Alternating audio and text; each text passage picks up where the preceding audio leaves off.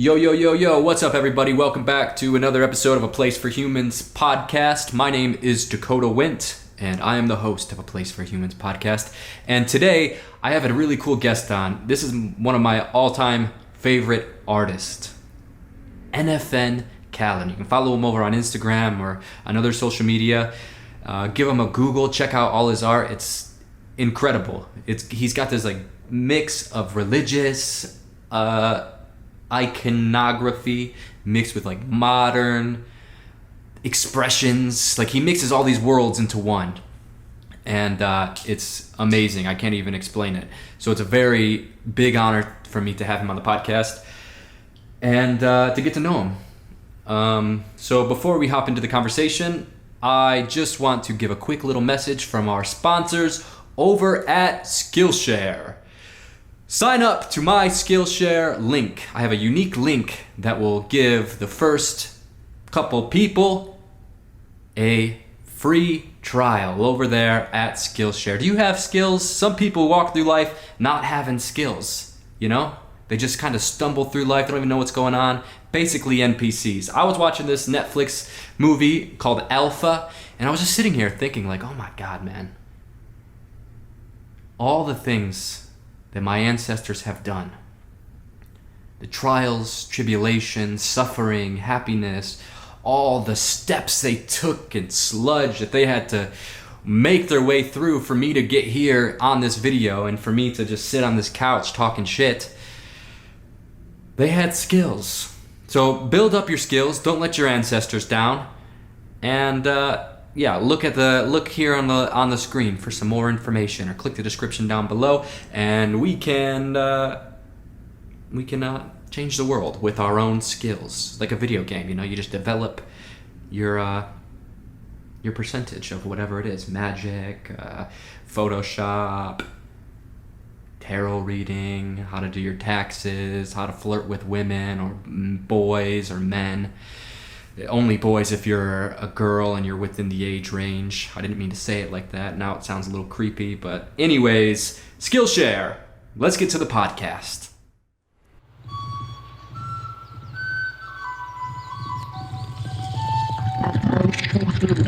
There you are. Yeah. There we go. Hey, what's up? How you doing? Doing pretty good. Man, look at that. Dude. Is this the one? Oh, wait, which one are you sitting in front of right now? This one. Have you seen it? Yeah, of course I seen that one. It was cool. Yeah. It's in my dining room. Dude, just to see the actual size of you next to them on video is insane. That's crazy, dude.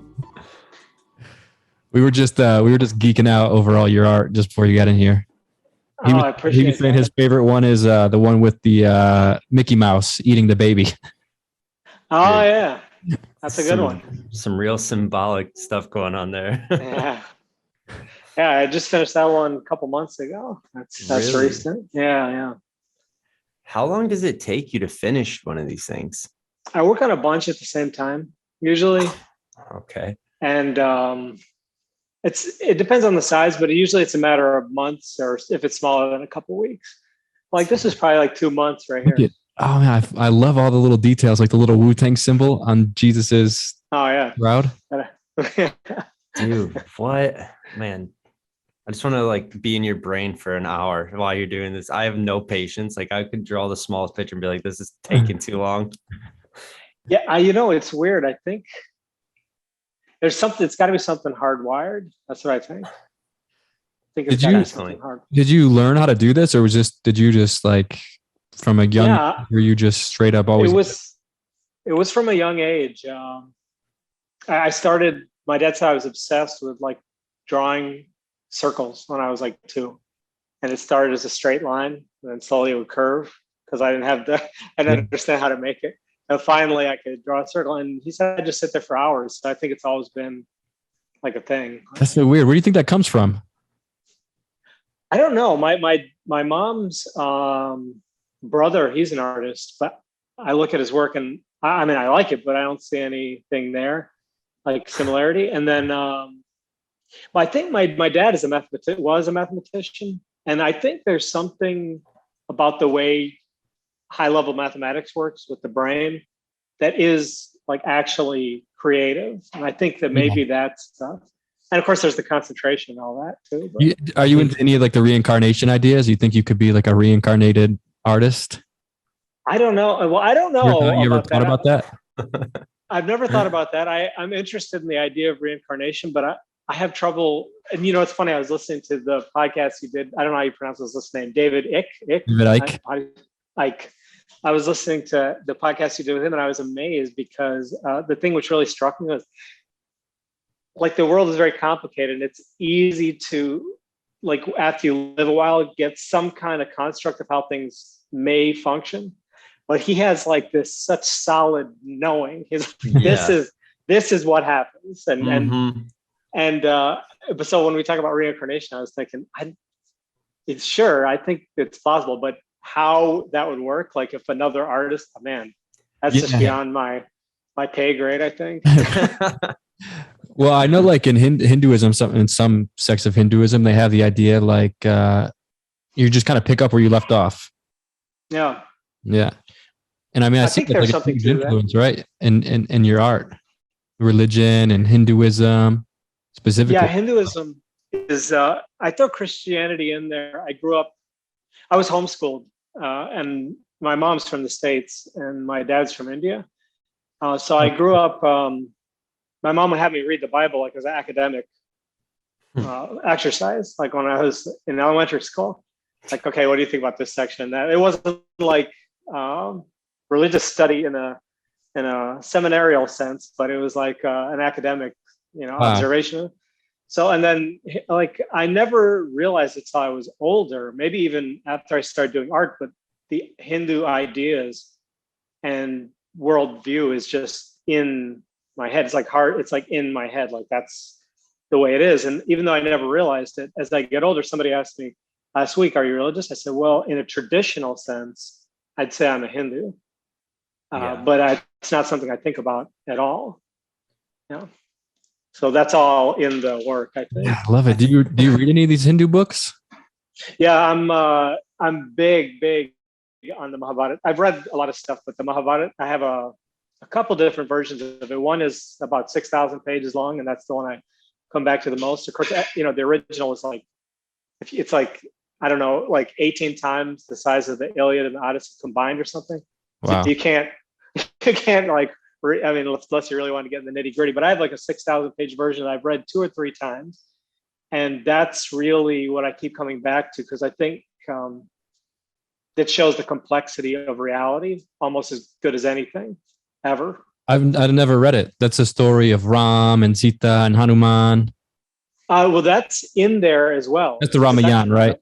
Yeah. Okay. But that's in the Mahabharata. So right. That's a huge epic too, and that's in this. But the Bhagavad Gita is also in Mahabharata as well. Yeah. Wow.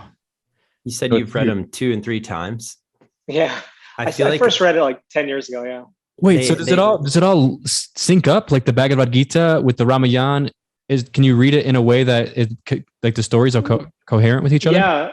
Well, the Mahabharata contains them, and even though the Ramayana is a separate story, it's in there as a story told inside the Mahabharata. So, and then the Bhagavad Gita is central to the Mahabharata, because the Mahabharata central, the idea is there's these princes.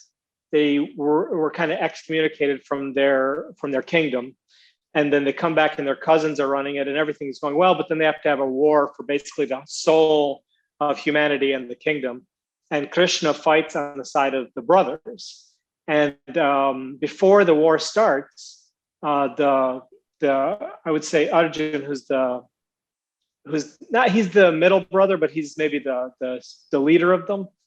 In some ways, in terms of war, says to him, I don't want to do this. Says to Krishna, I don't want to have this fight.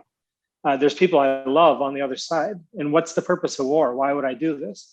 And then the Bhagavad Gita starts. That response is Krishna responding to that.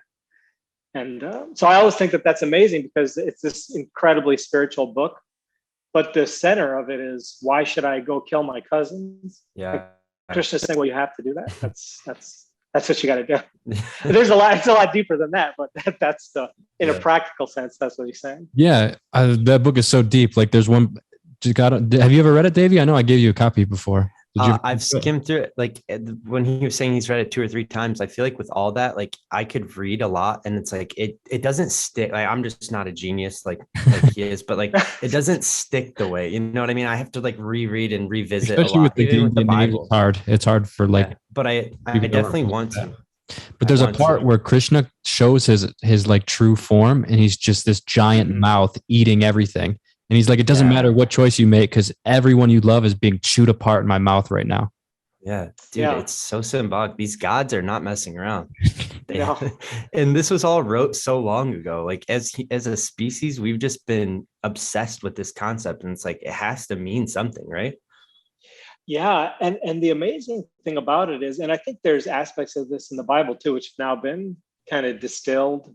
I think always. When people go to church, they're getting some kind of like watered down version. Yeah, some ridiculous, and then they play the music, and you're feeling, oh my God, like I feel it. Like, but I think it exists in the Bible too. There's this complexity, and it's not a simple thing to read. Like, what is this? Like people killing their family and becoming animals and just all these, but there's something real in that, you know? Definitely. These people were tripping out. Right. Right. Have you read the Bible before? I mean, you said your mom read it academically as a kid, but I haven't read it since then. My mom gave me a copy of the Bible for Christmas 2 years ago, an annotated version. Yeah. Yeah, she thinks she's a Bible thumber, but she isn't. She just gave it to me like, okay, here you go. Here's something. That's Dude, cool, they knew they had a kid genius when you start doing those circles. They're like, give them the Bible in 6th grade. Like, make them read it front to back.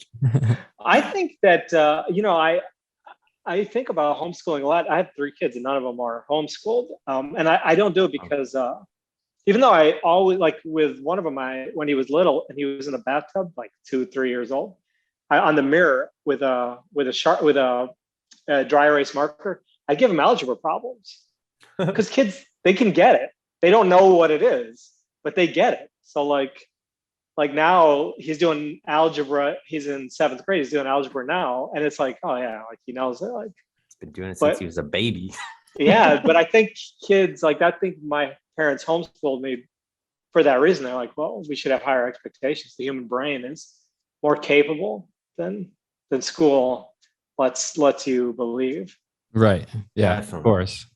I mean, we grew up in Detroit. It is like the worst school district possible. Yeah, exactly. I'm definitely homeschooling my kid. I have to like stumble my way through conversations, basically. Are you guys are 29? Is that right? Or yes. Are you both? I'm 20. I'm 30. Yeah. Oh, you're 30. Okay. Old. All right. Yeah, my back hurts really bad. I got Detroit. to pick up. So did you? I'm just curious for my own sake. Did you guys grow up watching like the Rasheed Wallace, Ben Wallace Pistons? Or are you guys not? Yeah. I mean, I was never too into sports, but that was definitely in like the awareness. Yeah. Okay. Are you a big sports guy? Well, that's the funny thing. Like I mean, non sequitur from that is if I'm saying it's funny, like we've been talking about this whole time, but I think about this every once in a while. Like I make all this art, and that's how people are kind of aware of me outside of my personal life. But in my life, I basically sit around watching basketball. Really? Really? Yeah. You would be surprised. We're big MMA guys. So yeah. So we were super pumped to see Usman was rocking the scarf of your art. It's so cool, man. On the cover of ESPN. That was kind of cool special. In that. Yeah. I bet. Well, also because those scarves are manufactured by a company. I do it for them, and then they kind of tell me what they want. I put my own spin on it, and we go back and forth, and then they get the painting, or they get a scan of the painting. I keep the painting, and then scamming this guy, right? And then so they don't tell me what they're doing, and then all of a sudden I see it on the cover of ESPN the magazine. Wow. So stuff like that is just cool. Yeah.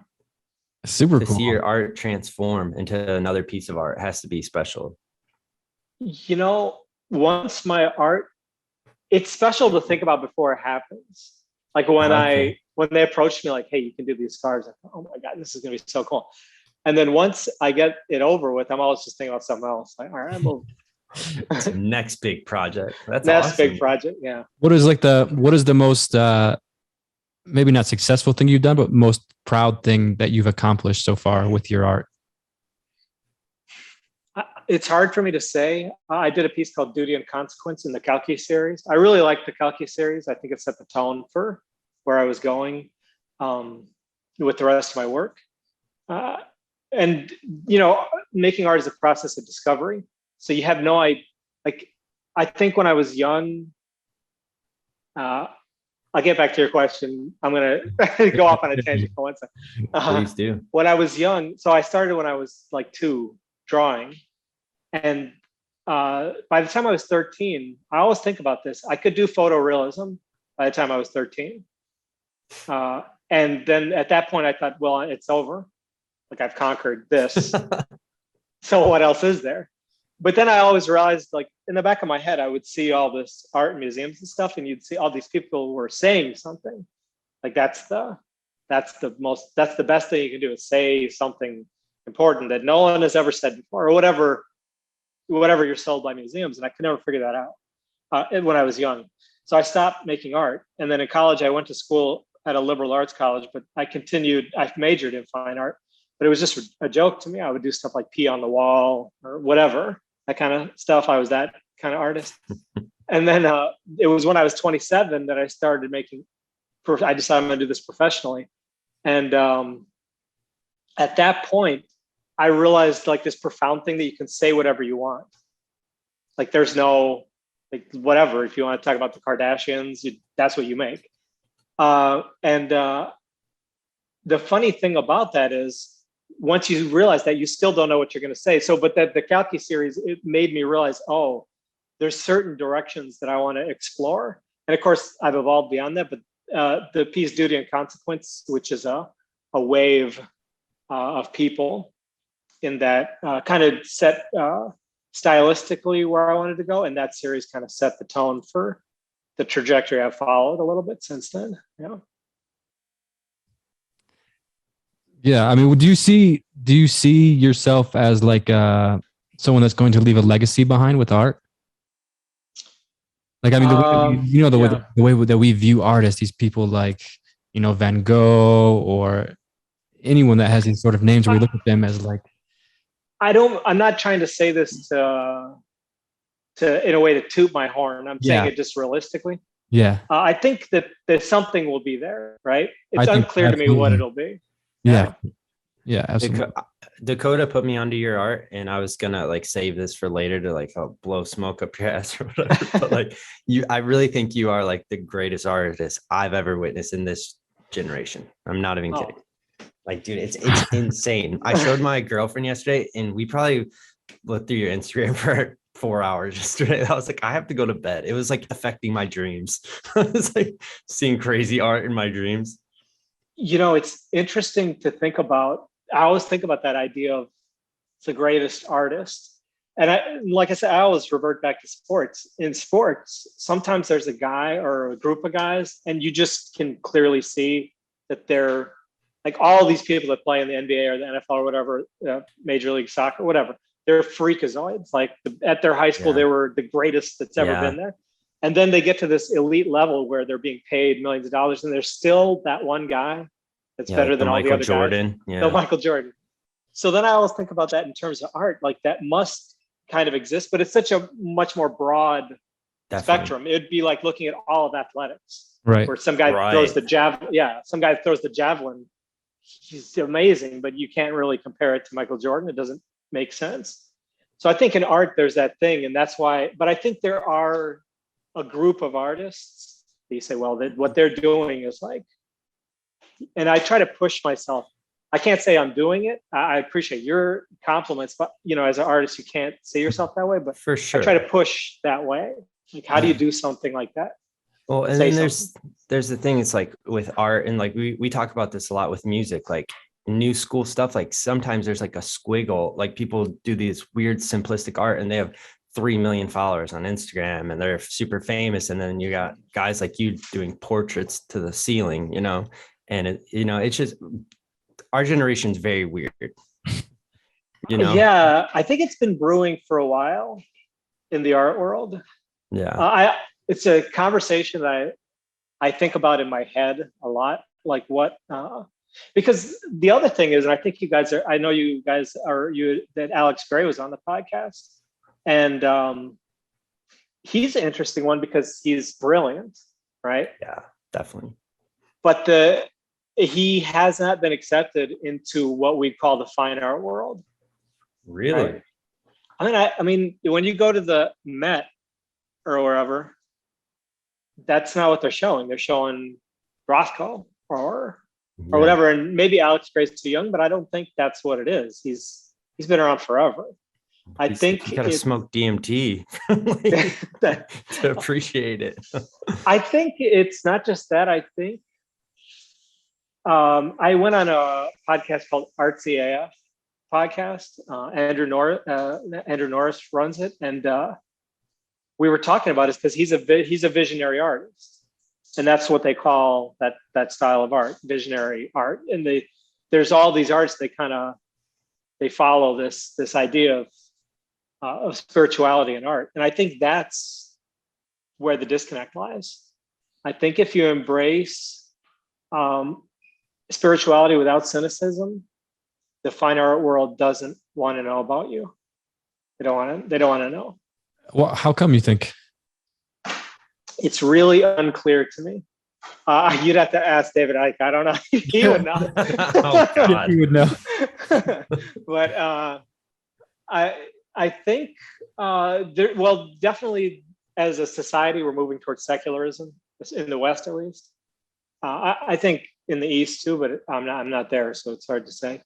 But and then spiritualism is looked at is kind of a vague term for like a variety of really profound Eastern ways of looking at the world has become that, right? Mixed with other things, right? The way people, but then I think it's been watered down a lot to now be seen as yoga, or like just a bunch of women wearing Lululemon, or the Beatles going to India and like smoking a lot of pot in the 60s. It hasn't caught on for the reality of what it is. And since over here where we think about the Abrahamic religions, the baby's kind of been thrown out with the bathwater. We kind of look at those things as like, okay, they're cute, and we can adopt them and integrate them into our own lifestyles to the limited way that we want to. But when people go all out with that and go in terms of artistic expression with that, I'm not sure if that's looked at seriously the way it's not looked very seriously in any other way in society, in America at least. Do you think art is a spiritual practice? Because I find it interesting, like, that we're talking about this. I bet all those artists would view art as they would find some sort of spiritual meaning in their art. So it's a little ironic. Yeah, I think it has to be. It has to be. Yeah. I think, because I think any artist worth his salt is trying to talk about something true. And when we're talking about truth, I mean, what is the center of that? Right. This is what, and I think, scientists, physicists, all these people, everybody in their own field in some way is looking for it, but it depends on the depth that you want to go. And I think with artists, if you're trying to go to the heart of something, then it has to deal with the spiritual. It has to be there. Do you so I would assume it's almost impossible not to, but when you're doing art, do you get in like a transcendent state? Like, do you feel like you're, like it doesn't come to you, it comes through Flow. you type? Yeah, like flow. Yeah. To me, I always describe art as being entirely, or my process as being entirely intuitive. That's people awesome. say, well, why did you put these things there? And one, I don't like to answer that because I feel like people have an inner knowing, like you see it and you have a reaction, that's yours. And if I tell you, then I'm taking that knowing, your knowing, away from you. Yeah. But as it's being created, yeah, absolutely. I don't know why. I mean, I have some idea for myself, but things just occurred to me. Later, I look at things and I think, I don't know why that even happened. That's awesome. Yeah. Is it addictive for you? Like, do you find it addicting? Like that feeling, like a drug almost? It depends. I think it can be. And then the other side of it is it can be a grind. Yeah, absolutely. And I always tell artists that they had to find that balance with the grind, because a lot of times that's when you find people are like, I'm a writer. And you say, what did you write? And they say, well, I haven't written for 10 years. But sometimes you can't always be searching for inspiration. You have to balance that. Yeah. So there has to be a balance of, okay, it's coming to me. And then sometimes you say that's enough. A lot of songwriters say, like, I wrote this song in 30 seconds. I wrote this one in 4 years, Right. This one just flew out. Yeah. That's awesome. Yeah. Yeah. Same thing. Do you find that you have realizations of your own self and life in general when you're in the process of making these? Yes. Not only in the process, but after they've been created. And then there's separation between me and the piece of time. Yeah. Sometimes I look back and I understand who I was better than I did when I made that's the so piece. cool. Oh man, I'm jealous. Cool. I'll have to start painting after this. Yeah, it must reveal. I recommend it. It must reveal so much about things you don't even know about yourself. That you know, like how you said, you're sort of just you put this here, you put this here, and it's sort of like a way for you to communicate with a deeper part of yourself. It is. You make decisions. There's a million decisions, and my dad gave me an amazing piece of advice one time. I was really struggling. I was 26, I think. So right before I became an artist, I guess. And how old are you now? I'm 39. Okay. Yeah. I was just struggling horribly. And I was trying to understand a relationship that I was in. It was very hard for me. And my dad said, don't worry about that. You can't understand your relationship to yourself. Why would you try to understand your relationship to another human being? Wow. And so there's all these decisions being made in my art. And how, like, I don't know why, if you really think about it, your day and your life is largely dictated by whatever instinct you have at the moment. And it's very difficult to logically and spiritually internalize a certain path as your instinct.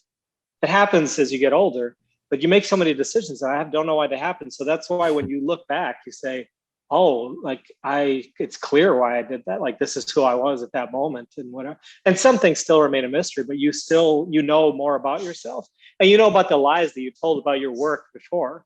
You say, well, I did this because, and then later you're like, that's not why I did that.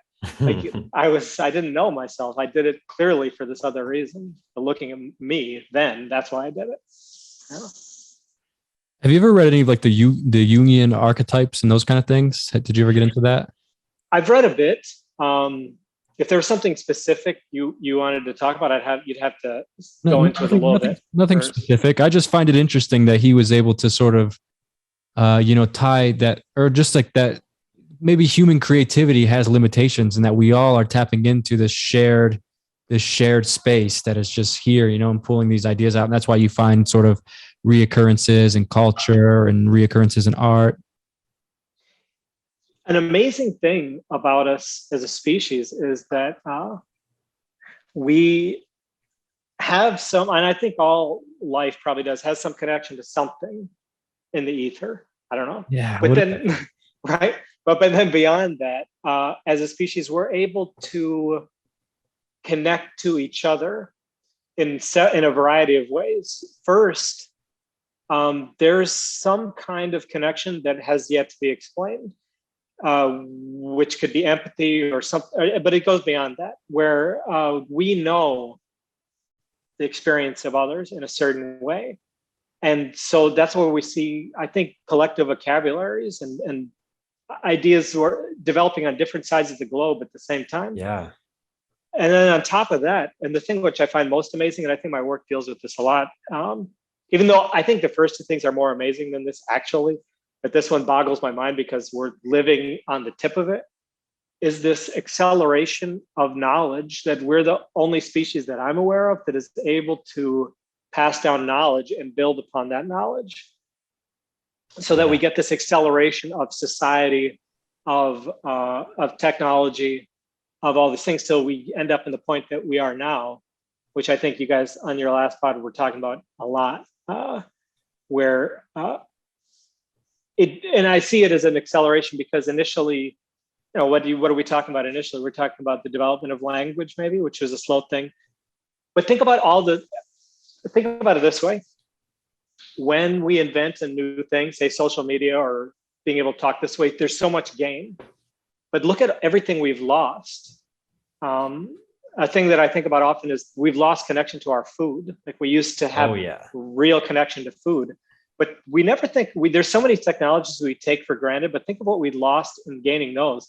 What have we lost in the gaining of verbal communication?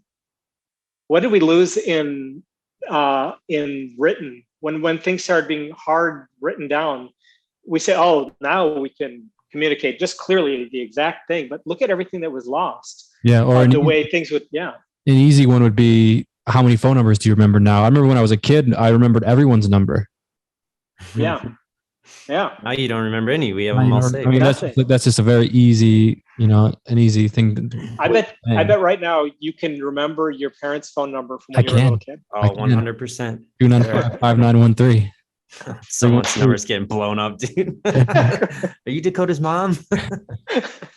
We were just talking about this last night, Dakota. We were talking about like everything like that we've gained and lost, with like the natives that lived here. And but it seems like we talk about AI a lot, a whole lot. And it seems like there had to be a sacrifice. Like the natives, I was telling Dakota, I can't imagine them, even if they started having our technological advances, they wouldn't have done what we were willing to do with it. Like we're willing to sacrifice the land to make an AI. Yeah. Yeah. And one of my, it's a video game, Becoming Human. It's a video game based around Detroit. Well, the AI, one of the things that happens in it, you have to paint and you get to like decide. And your first Becoming Human thing is like an AI painting what it wants. At first, it just does a perfect replica. And like the human's like, no, like I want you to paint what you want. Can you imagine like if AI can start painting its own ideas and it's not like just, wow, that would be cool. Yeah, like its own thoughts. Wow, how good it would that's be. a cool thought. Imagine AI is going to make. My gallery, Ivy Gallery, which is in Los Angeles, they're heavy in the whole NFT thing. Dude, I'm so glad you brought that up. Yeah. But they represent a robot.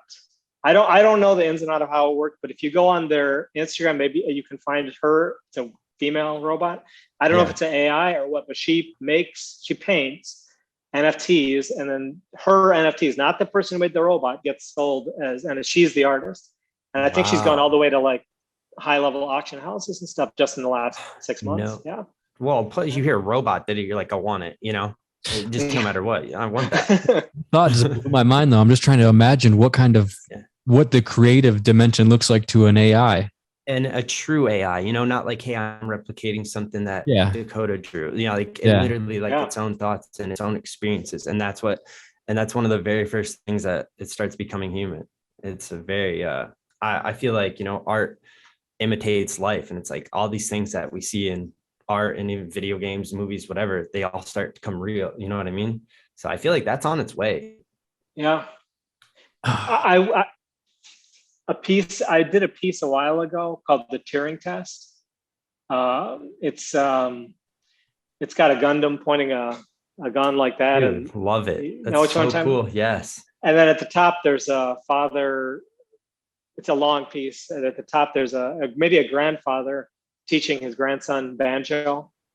And I was thinking about, because the Turing test, you know what it is? The test to see if you have a wall in front of you and you can ask a computer questions and you want to see if it's a human being on the other side. Yeah. Or if it's a computer. And if you say, oh, it's a human being and it's actually a computer, then the computer passed the Turing test. Yes, exactly. Yeah.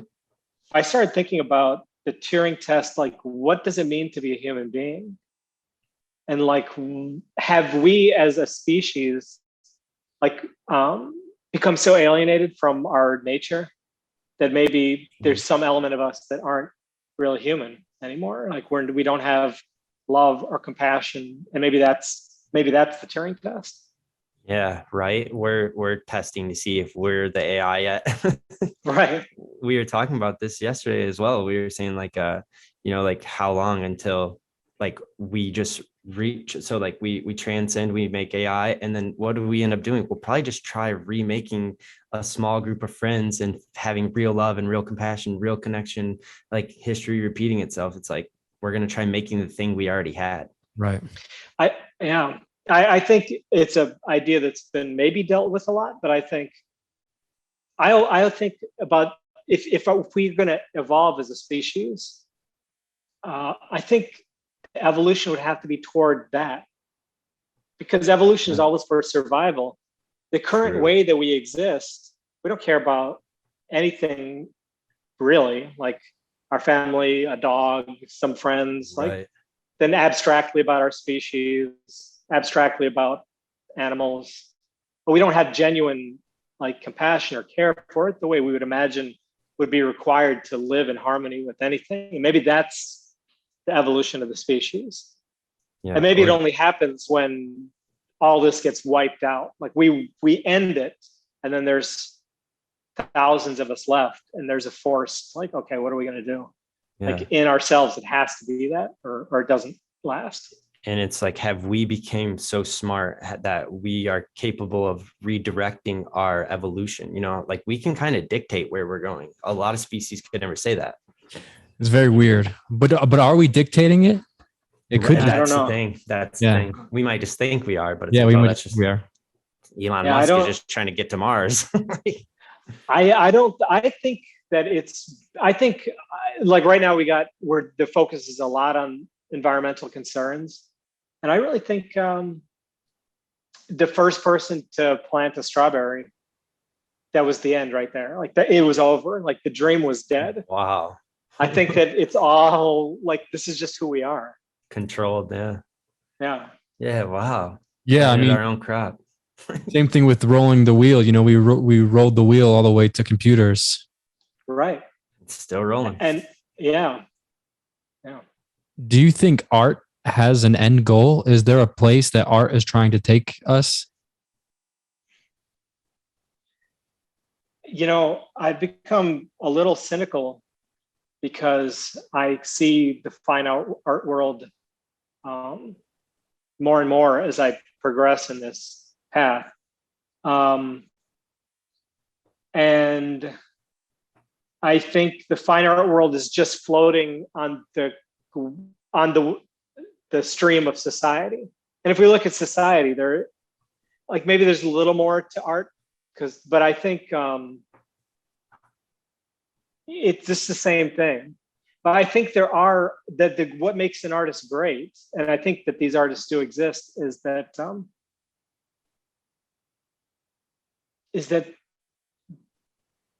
there's some kind of, I don't know. I'm losing my train of thought with that, but does it make sense where I'm going with it? I like feel it. I know what you're saying.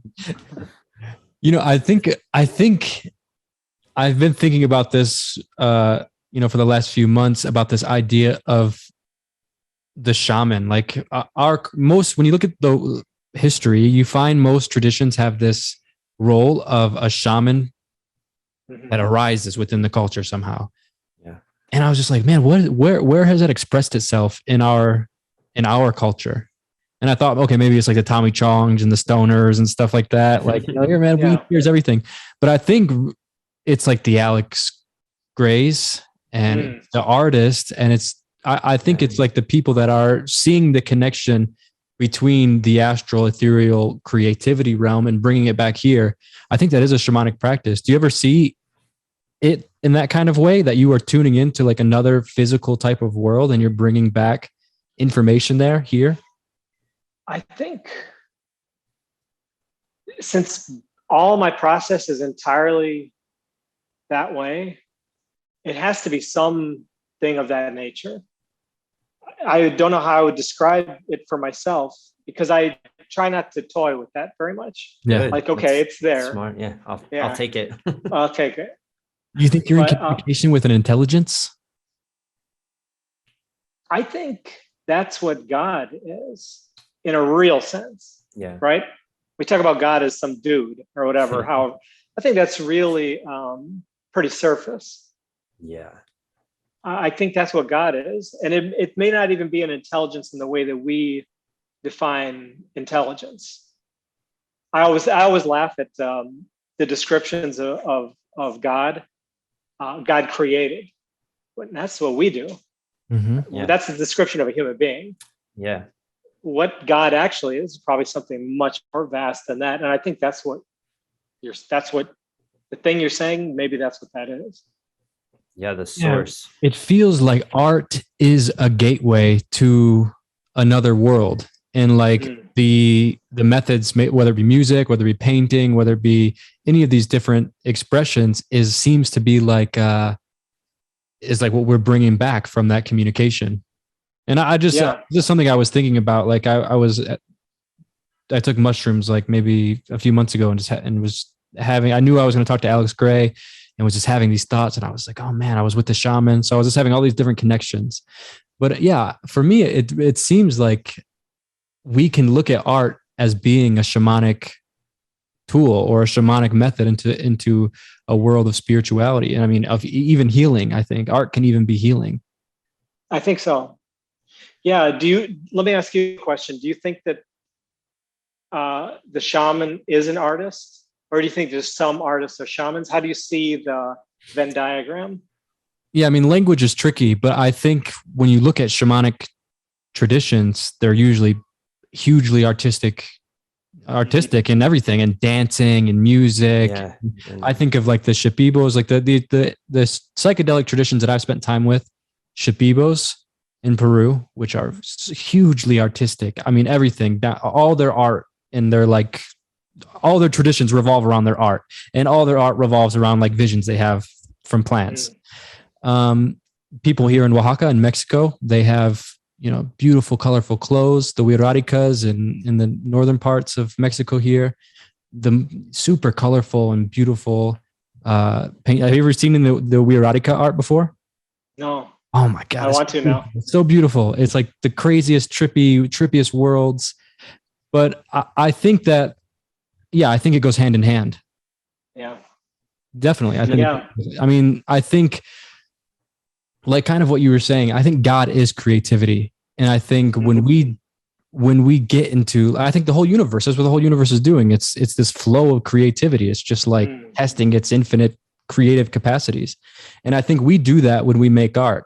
And I think that's what that flow state is us doing what the universe is doing what we are naturally doing. And it's just being in that like, just, like just rolling an infinite carpet, just rolling itself into existence and just letting whatever happens happen, whatever unfolds. And I think when you are painting or when you are making music, when we're doing anything, when we are getting lost in our character roles that we play, I think it's all an expression of that.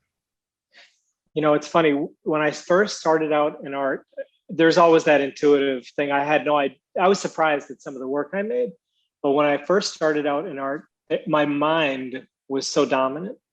Does that make sense? Like I think, okay, I'm going to make this, and this is what it's going to mean, and these were all the components mean. Okay. And then I saw an interview with David Lynch, and that changed my whole perspective on all everything. Size consciousness. Right. Right. And I thought, I think an amazing thing that human beings can do is implement a different way of thinking in their own head. And then they can never think the way they used to think. Yeah. So I did that artistic. I said, and its effect actually has happened in my entire life now that I look at it. And since I did that, I'm shocked at the work I make, because I would have no idea that that's what I would make. And it's because of what you're saying. It's all just coming in. There's no like, now I'm going to make this and it's going to mean this. There's none of that. You opened up so many doors that it's like more is coming in. Yeah. Yeah. Your art is it's wild because you'll have Hinduism and then Master Chief from Halo, and I love it so much. Dude, so good. Big Halo, but I feel like it's so deep. It feels so deep to me, and it resonates with us because it has stuff from our culture. And you specifically, Davey, were a Halo competition. You used to get competitive hit. Yeah, yep.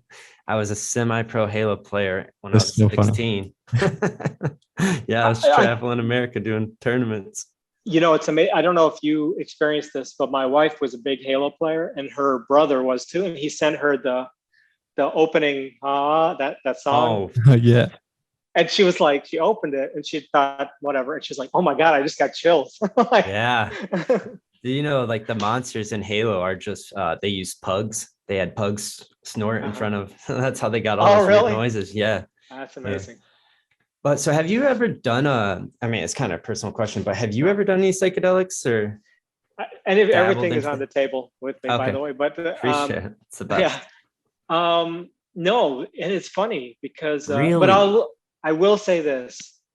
You're already tripping. You don't need to. Maybe.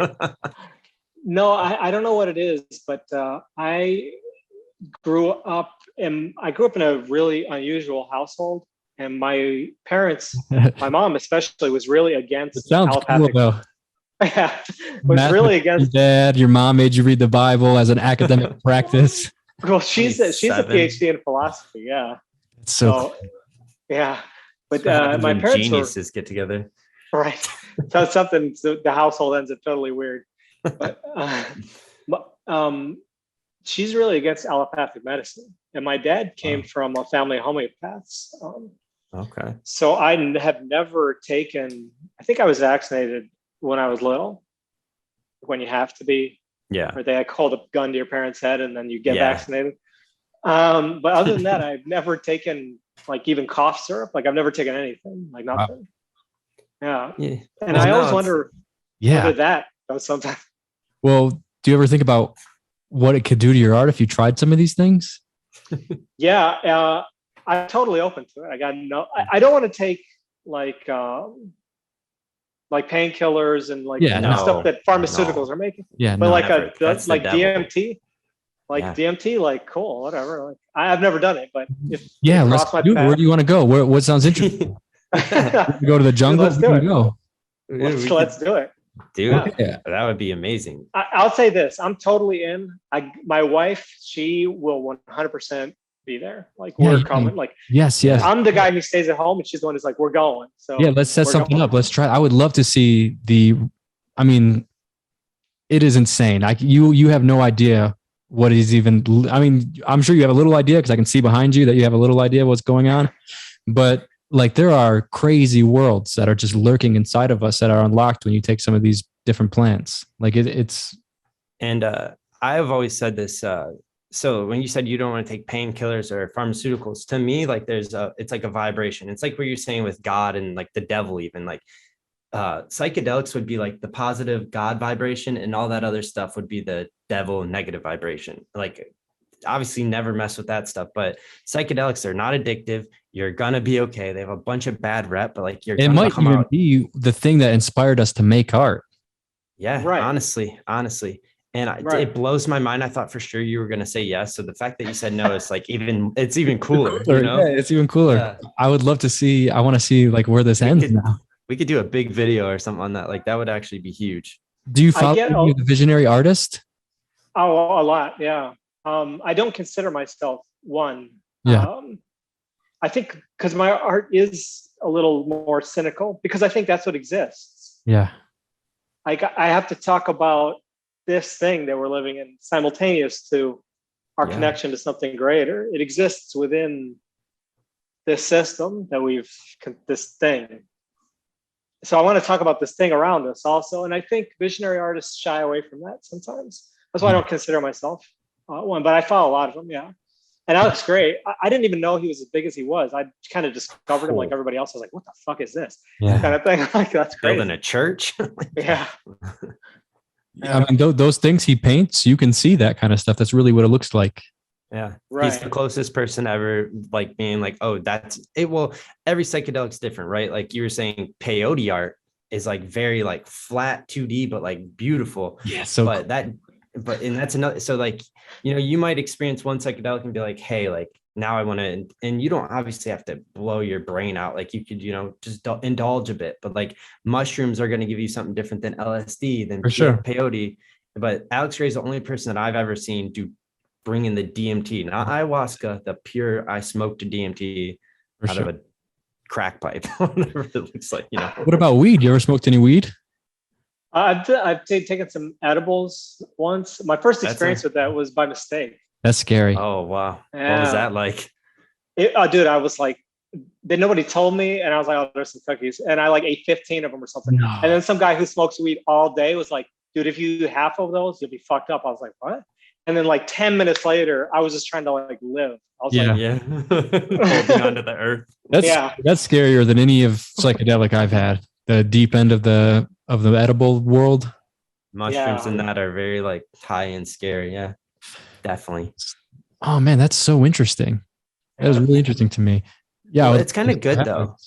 It's like how Joe Rogan said he didn't smoke weed until he was 30 or whatever. Like you've already like harnessed your mind. Like you can do art. That's what you could probably be asleep and do it at this point, So like that's kind of good. Like you don't want to like, I mean, I can't always say that because Alex Ray did it very early, but you having like harnessed the technical and like creative skill you already have, I would love just to see where a little dash of it. It's like a yogi. It's like giving a yogi that little extra bit and just seeing like seeing them levitate.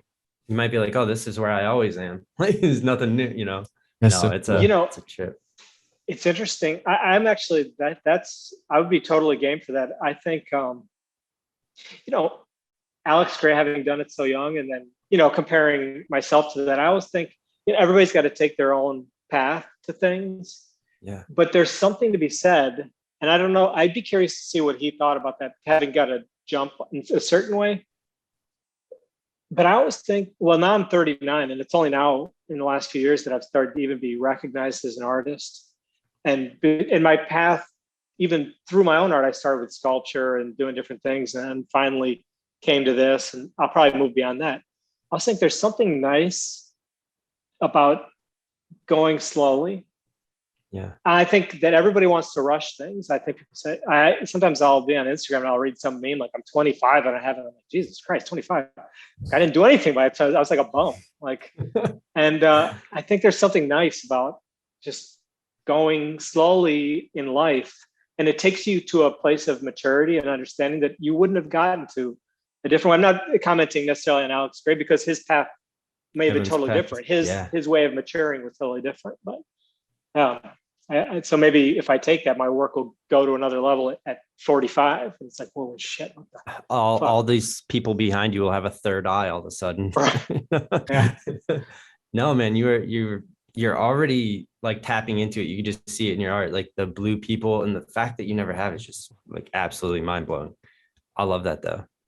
You guys could do like a collab video or something like it on this trip. That would be amazing. Yeah, and I mean, even just exploring those cultures and their art could be interesting too for you. I would be really interested in doing that. Actually, if you want to do that, I'm game. Yeah, you tell me when, and I'm ready. All right, let's shoot. I don't know if I'm just putting a date out there. Let's put 2022. Perfect. At some point, let's do it. Okay. Where you want to go to the jungle, or you want to go to the mountains? You want to go to the desert? What kind of vibe you feeling? Oh man, what about the mountains? Mountains are cool. Yeah, mountains are cool. I think that's where you would probably have to like guide it a bit, Dakota. Like where you would probably have the best idea. Yeah, like where to go. Peru, up in the mountains by Machu Picchu. Did you ever go to Peru? Sounds amazing. No, my son has, because he's a jet setter, but I have not. Yeah, my 13-year-old. Today's his birthday. He's 13 today. Happy birthday! Yeah, 13 on the 13th. Nice. Wow. Yeah. Oh, I'm a 13th too. I get Friday the 13th sometimes. Oh, what's your birthday? In June 13th. June 13th. Yeah. Oh, my wife is July 13th. Oh, nice. Wow, that's cool. Yeah. 13 is like a big number for me. I realized. So yeah. And cool. I had my first child 4 months ago on Dakota's birthday. Hey, that is amazing. Yeah. Congratulations. Yeah. Thank Boy you. or It's girl? a girl. She's a trip. She started growling this week, so things Nice. are getting crazy. Things are moving forward. Dude, so fast. You're like, where'd my little like newborn that couldn't open her eyes go? What'd you do with my baby? How has, because that really changed my life, having a kid. Oh yeah. And so like you're saying, like up until when people say this, yeah, the thing, I'm 25 and I don't know what I'm doing. I'm like, chill out, man. Like you're fine.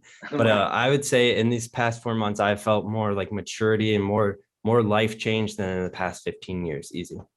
Yeah. That's been the trippiest thing ever. And I've done most psychedelics, I've like, it's trippy. But imagine being Gabby, or imagine being like a woman that gives birth. That must be so. I told Gabby the other day, I was like, oh my, I had like a super connection with her. I looked in the eyes and she was like, I was like, oh yeah, you've been doing this forever. Like she was in your belly. Like you've had this connection.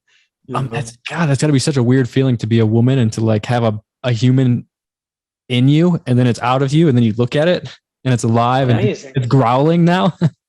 Yeah, growling. Yeah, exactly. Being the house. As a guy, I guess you probably agree. Like, it's like, okay, it's not real. It's real. Like there's a belly, but then like all of a sudden there's a freaking, you're like, what happened? There's a baby there. And 13. The mother becomes a mom when she is pregnant, and the father becomes a father once he meets the baby. Right. And that's really how it felt. Yeah. And honestly, even some days I'm like, it's still like, it just re-hits me that it's all like, oh my God, it's the most profound thing that's ever happened in my life. This is the trippiest experience ever. Life, I don't know if I've ever talked about this publicly, but I'll say this now. Love it. So my wife now, we have like a blended family. She has 2 kids and I have 1, and we've been together for years, and then we got married.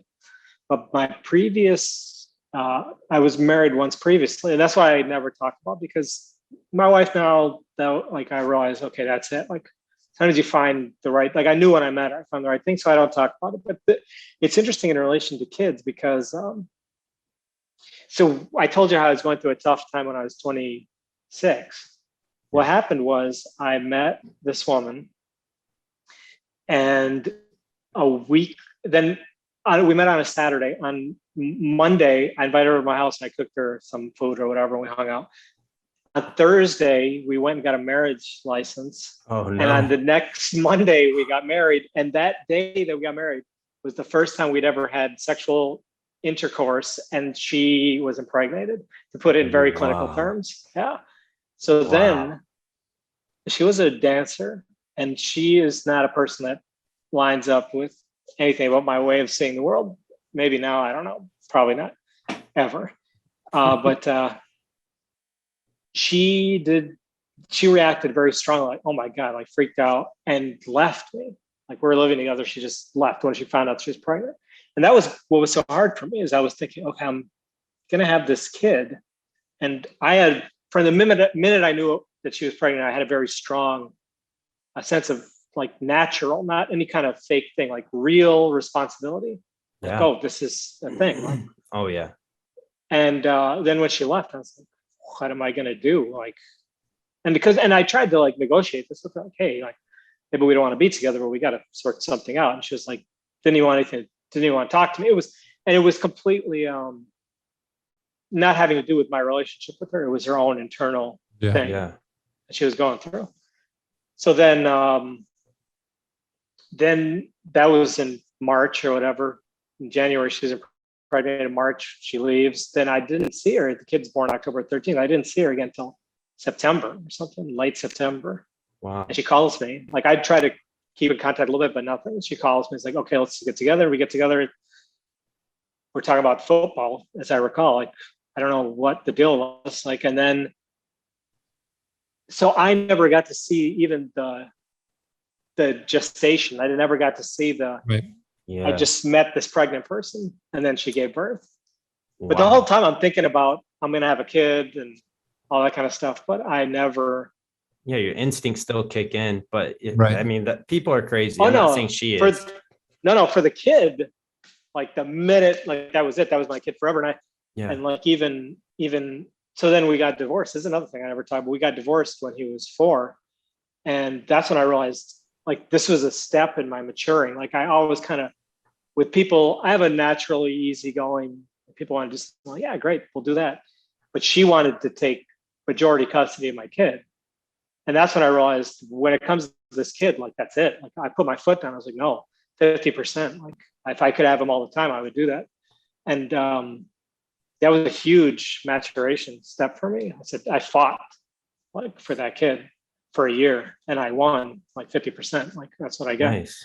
And I look at him like from the day he was born, like that's my kid. Like, of course. Yeah. Yeah. Like I see it like, and I think that now he's 13 and I see that he looks at it that way too. But when I say something, I'm going to try to be as truthful about that situation as possible. He can always 100% trust that I believe what I'm saying. And that if I don't know, I'm going to tell him. Like, yeah. So, and that has developed this thing where it's like, that is the person, like I'm the person he's going to listen to. And he is the person I have the most responsibility for. Right. It's a weird thing having a kid. And he's the one that just went to Peru, or he was just in Peru? Yeah, he went to Peru like 2 years ago. Nice. Like, so what did he do there? Just went with his mom or something? Yeah, he went to his mom and she always does crazy stuff with him. Like, so they went up in the mountains and all that, everything that you're talking about. Like, that's what they did. Nice. Well, That's he's 13 now. And so He's he went when he was 13. 11. 11. This year he went to Hawaii. Like Hawaii's cool too. Wow. Yeah. So I don't know. Have you ever They went to traveled? Reykjavik 2 years ago. Did you ever get to travel anywhere yet? Well, yeah, when I was young, I think that's why I don't travel very much. When I was young, my parents just took me everywhere. So I just picture like airports and like running. Right. Like, Right. oh, let's try. But it's not that way when you travel on your own. When you're a kid, it feels like that. So now I'm getting back into it. But when I was young, I lived in India for years. I have an uncle Where at in in India? Germany. We stayed in Nainital, which is actually in the Oh, mountains. cool. Yeah. And yeah, and then Bangalore, we were there for a while. That's where the Neem Karoli Baba ashram is at. Are you familiar with his story at all? Dude, I wanted to actually bring him up. I'm glad you did. He's the man, right? Yeah. Yeah, he's the man for sure. Did you ever get to go to that temple? I honestly, I don't remember. I have a. Or is your dad into that? Yes. Yeah. My dad, I never understood it growing up, but I think that all of that went into me through him. He would never say much. He would say things like, try not to think so much. Wow. Okay. Like that would be my dad was very silent. He didn't speak till he was 5. And I think he has maybe had mild Asperger's, which got better as he got older. So by the time he died at 73, by the time he was dead, he's like a normal guy. I always ask, but I remember it when I was little, I would sit, I'm acting like we're in front of each other, but I'd sit as far away from us as we are. And I'd be like yelling at him like, hey, dad. And he would just be looking right at me, not having any idea I was there. But I'd ask my mom, like, how did you get him to like interact with people? She's like, well, I treated him like a normal person until he had to be one. That's powerful. But yeah, so he was very into all that. Neem Karoli, I know now that he would read about him and was very interested. He didn't talk to me about that till I was in my 30s. Oh, yeah. When I went to that temple for the first time, it was actually my first time in India. I was maybe in India for 10 days, and then I met up with some friends, and they took me there to the Neem Karoli Baba ashram in Nainital. And we were pulling up, and it's like this windy mountain road, and they're like, down there, you see where the lights are, and this red temple. That's a temple right there. And I'm like, oh my God, like all these stories and just like everything. It's just the energy was just like you could feel it. And then all of a sudden, a leopard walks across the street. And I was like, oh my God, what like. Just a wild, huge cat just walks in front of us and was like, oh my God. But I spent probably 2 weeks at that ashram. It was amazing. I think my dad went to a boarding school there. That's why we're there. Do you know the boarding school? Did you see it at all? I'm not sure. There's a huge boarding school somewhere up there. I think that's where he went to school. I grew up in that area. I wonder if I know anyone that he knows. Because I made some friends in that area, like some of the older people. It's very possible, yeah. And Nainital is not a big place, really. No, it's small. That's so cool. Beautiful, right? Super beautiful, yeah. It's like everyone in the village knows each other type. I mean, it's probably a little bit bigger than that now, but okay. I mean, if he's Neem Karoli Baba community is not like a huge community. Yeah. Did you ever read about a story I read a couple of years ago? Was about Julia Roberts and Neem Karoli? Have you ever? Yeah. She went there. You know, they even say that that the name Apple came because of Neem Karoli Baba. Because there's these stories like when all the Westerners would go there, they would meditate, and he would just throw apples at them to disrupt their meditation. So they say that Steve Jobs was really influenced by this story, and he went to the ashram to get blessings there, and that's where he came up with the idea of Apple. That's pretty cool. I don't know if it's true, but they at the temple they're playing that hard. They rep that real hard. That's their number one story. Right there. And Julia Roberts too. They talk about her going there. They're really proud of any like celebrities that have been to the temple. Interesting thing about Julia Roberts is I don't remember the exact story, so you can look it up, but I think something happened, like she met him and she told somebody, oh, I met that guy. And then like, he's been dead forever. She's my God. Or something. I don't know. Maybe really a lot of people have crazy stories like that. Right. A lot of people, interesting. I was in Hawaii actually with Ram Dass, and I was just thinking like, man, this is so crazy that sentence alone is crazy. Exactly. Continue. Sorry. So I was just thinking in my head how crazy it is. And then as I was like, just like, what the fuck? How is my life? How did any of this happen? Some kid walks up to me and hands me an apple. I was just like, oh my God, what is this like synchronistic weirdness I've found myself in? Twilight Zone episode.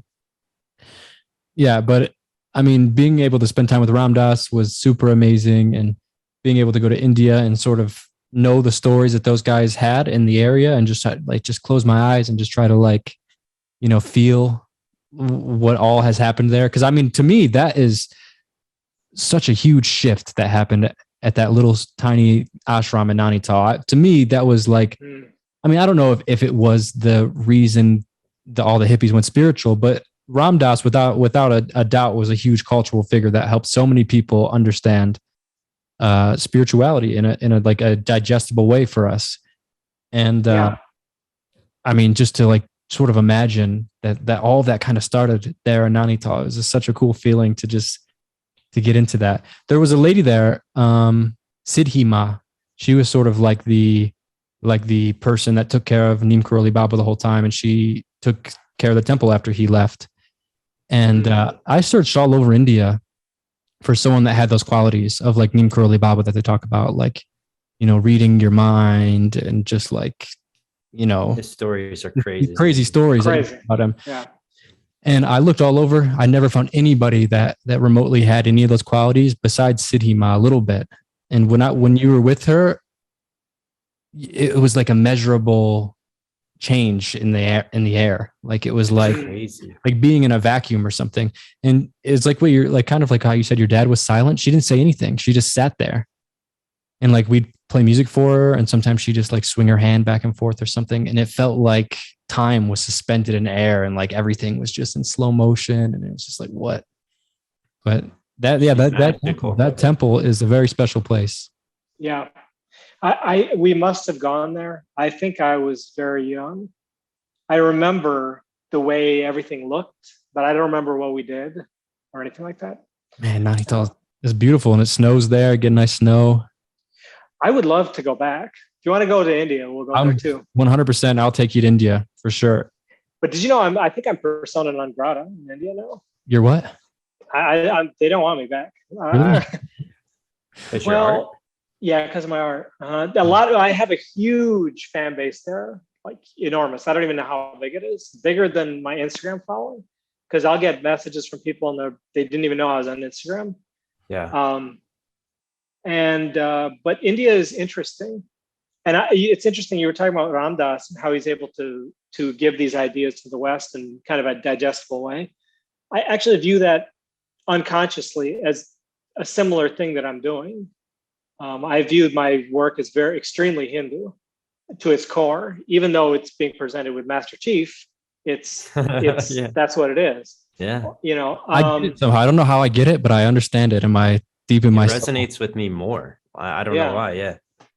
But in India, and I didn't realize this would happen, Hinduism has changed. It's because as you know, it's just a world perspective. It's not a religion. Mm-hmm. There's no dogmatism to it. So there were atheist Hindus. Yeah, you can believe anything and be a Hindu, basically. Believe anything and be a Hindu, right? So when the Christians came and they're like, look, there's Jesus. They're like, cool. He's invited too. But for political purposes, what happened was a divide took place. And because the Abrahamic religions are more dogmatic by nature, if you don't think Jesus is the savior, then you're not a Christian, period. And you burn That's a dogmatism. Like that's what it is. You're just not a Christian. You have to believe that. And there's nothing like that in Hinduism. But because these people were in the way the politics of it was served, it forcing their beliefs on Hindus.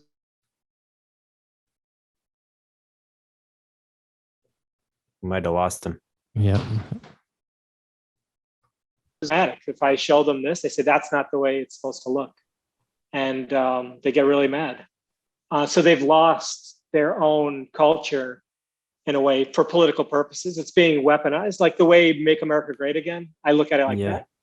Yeah, it's weaponized. You're right. Yeah. Mm-hmm. It's like everything has become like that. It's like induce fear into it, weaponize it, and then if someone disagrees, they're wrong. Yeah, I get death threats all the time. Hey, maybe we don't go to India. Maybe let's pick somewhere else. Let's go to Peru. I kind of want to go back, but that's the one thing that concerns me. And sending my work there really concerns me. Yeah. Wow. I'm feeling Peru all of a sudden. Tripping out, thinking about the death threats. Oh God. That's so interesting. There's been times when I'll get, and I'll post it on my Instagram story because I view it as funny. Like people threatening to call the police on me, and getting really mad, like all kinds of stuff. I'll come to where you are, like, okay, come on. I'm in Miami. I mean, I get some like that too sometimes. Yeah. What's the tenor of the ones that get directed at you? What are people mad about? Well, I get sometimes I get fascist sometimes, like especially last few days with the David Icke thing. Sometimes I get like cultural appropriation for going to like promoting India. That's bullshit. You just promoted the weed. I saw that one time. Oh yeah, someone says like India is not all about like weed and like like no duh. Like, what? The David Icke comments. I saw you posted one to your story from an artist. I love that guy's art, man. I bought a piece of his art. I was like a huge fan. I'm like, oh come on, man, don't do this to me. He got so mad. Mad. I feel like a lot of artists are like that too, though. It's like, and from the David Icke thing, I've never heard the word fascist so much. But the thing is, like, we'll talk to anybody, and like we want to just dig into. And, like, I don't care, especially crazy people. Yeah, it's like the funniest people. It's the best people to talk to. Yeah, exactly. You couldn't get a word in edgewise on that guy. No, I could not I could not get nothing in. There was moments I wanted to like kind of been like, maybe like climate change might be real, but I could, by the time he was like finished, it was already a new story. Yeah. You can go back there. Yeah. Same. And a lot of it, it's like he's like a machine gun going off. And like, so it's like no disrespect at all. I was very happy we did it, but I looked down one time and it was like 5 minutes, and I looked down again without this man taking a breath. It had been like 22 minutes, and I was like, all right, well, forget whatever question I had 30 minutes ago. Like it's gone. It was cool though. I mean, I love that. I love people like that. It's very passionate. Like a wind-up toy. England, man. Yeah. His conspiracy theories are, you know what my problem with his conspiracy theories are? Because maybe they're all true. What the hell do I know? But my problem with them is that he doesn't give enough credence to just human stupidity. Like nobody can orchestrate all this because people are so fucking stupid. They're just trying to get laid or whatever. Like nobody's thinking that big. He's thinking that there's a boss in this world that is like not like that. Like they aren't how you're saying, and they are so. But he's not stupid. Like you can see how he connects the dots. And right. On top of it, he was willing to ruin his whole life. Well, he believes it. I think he believes it. For sure. And he doubles down. He's like, no, like obviously we can't even mention the things he says, but you know what I mean? Like We were trying to get him on That's the real so crazy. conspiracies. That's and so that makes crazy. it even weirder. Yeah, you can't bring it up. So then I'm like, man, is he onto something? Like it's weird. Okay, so you posted it, and then it was taken down, and then you reposted it with the part you thought was probably the COVID stuff. There was COVID stuff for sure. That's what they said. They said this is medical misinformation. So I was like, okay, I'll just remove all of that because it was a small part of the podcast anyway, and just upload the stuff he was talking about, like with Tico and spirituality. I was like, because it has nothing to do with COVID.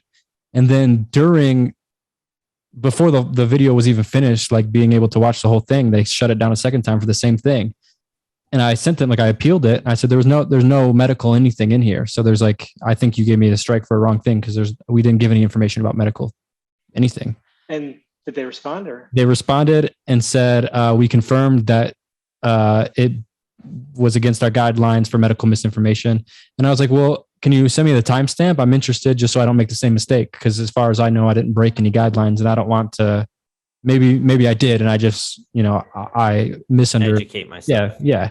And they were like, unfortunately, we can't send you any timestamps or something else. Okay. I would have loved if they would have sent the whole thing as one timestamp because they just hate him. It doesn't matter.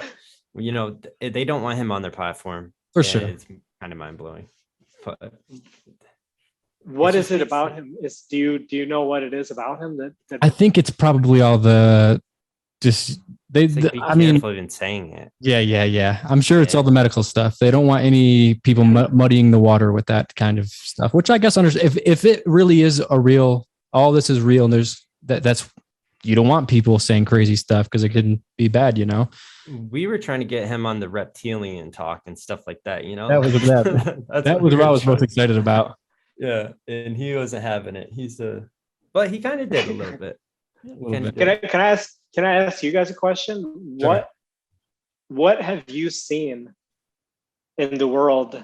Like, what's your perspective on what's happened over the last since COVID hit the world? And it's been fascinating to watch society react and the human condition. What's your take on everything?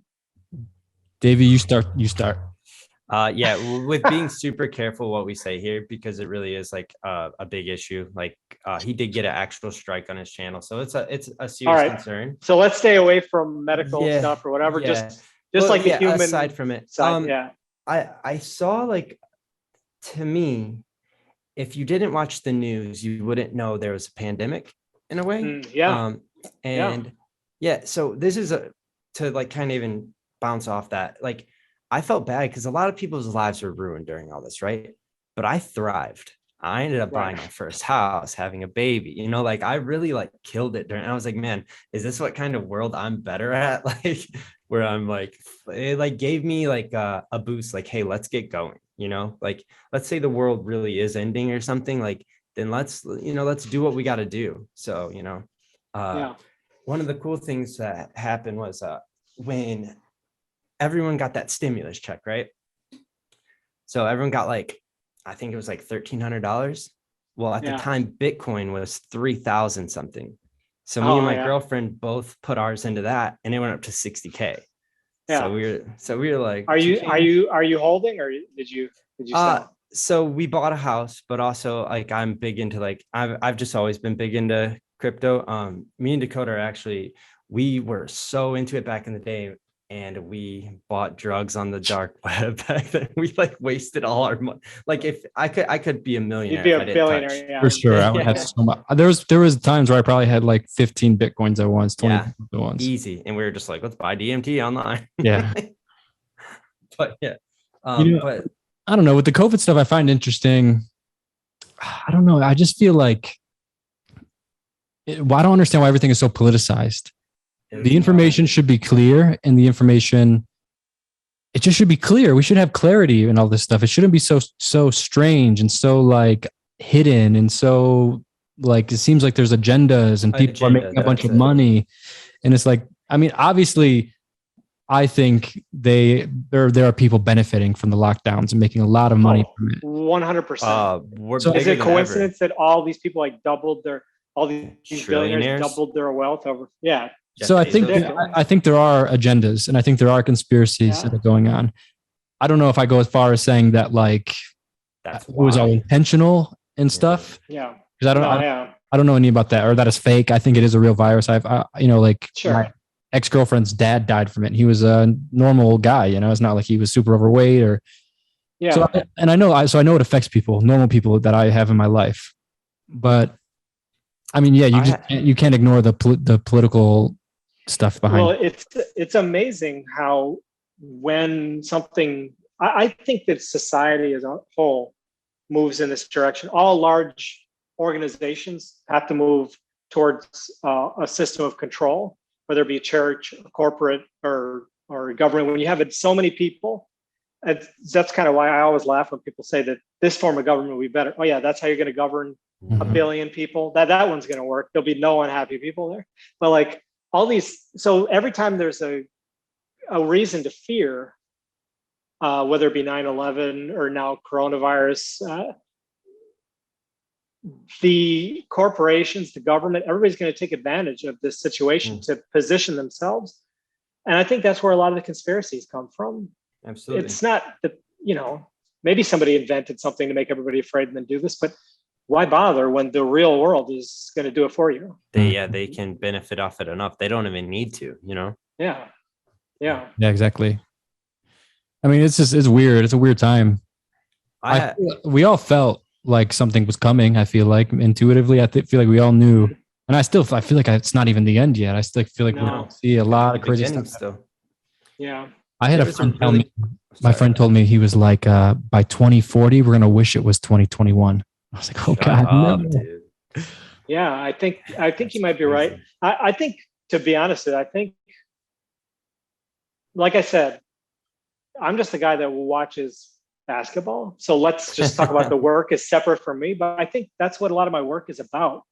Like when you look at it, that's what it's about.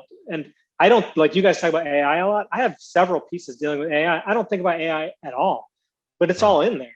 Yeah. And the stuff with war and all this stuff, it's just in there. The direction everything is going. I think it just comes in and then comes out. And I'm just coming through. Yeah.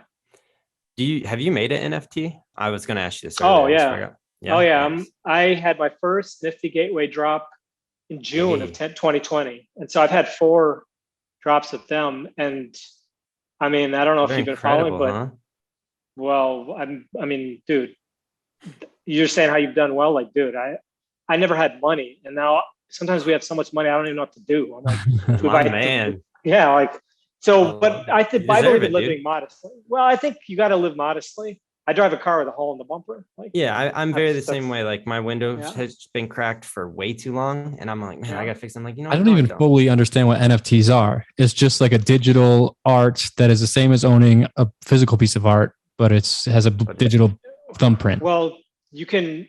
So it works like anything on the blockchain. There's a ledger. Of ownership. So, like one argument that people say about NFT is, well, can't I just take a screenshot and then we both have it? No, you don't, because that ledger says that this address, which belongs to this person, owns that thing. And it's the same really with physical art. I can have an identical replica of the Mona Lisa, but it ain't worth $3 billion. Right. Exactly. So it's really, and unfortunately it's working this way. It's just a way of creating a marketplace. Right. That's the bottom line. That's what we do with everything. Yeah. That's what we do with everything. That's the best way to explain it right there. That's beautiful. Yeah. And people, so, but if you own it, you can make money off of it. You can put it on stuff, right? Isn't that because you own it. So you can put on t-shirts or whatever, or prints. Yeah. And I don't know who owns the rights to the piece. That's a very interesting question, especially if there's multiples. Multiple owners throws me off. Yeah. Because all of my work so far, I have only 5 one-of-ones. Everything else, there's like 10 of them or whatever. So I don't know. I have no idea. Right. We got to make an NFT to go to. we gotta start painting. Well, how do you find a market for that? Is it easy to sell? It seems like everyone's making so much money off NFTs. Okay. So when I got into it, nobody knew what it was. This was June 2020. The only people into it were crypto people. Yeah. And the history of NFT to this point was something like this. It was invented, a bunch of crypto people got into it. Then people started opening up these platforms the crypto people flock to the platforms. The one I went to, Nifty Gateway, the reason Nifty Gateway has kind of risen to the top Nifty is that it's the only one where you can buy NFTs in US dollars. Yeah. All the other ones you have to buy it in crypto. Yep. So that was an extra step for outsiders where they don't want to deal with it. So all these platforms evolved, and then artists started coming on board. I got into it. Nobody knew what it was. We sold out. I think it was all crypto people. I had one more drop. Didn't sell as well. This was in June, July, August, maybe August or September of 2020. I had a drop, and we had like 5, 6 of each one. We had 10 sets of 10 or something like that, and 5, 6 of each one didn't sell out. We're sitting there thinking, oh my God, our last one sold out in 10 minutes. This just didn't sell out at all. Just sitting on it. Then Beeple comes along. Do you guys know about Beeple? No.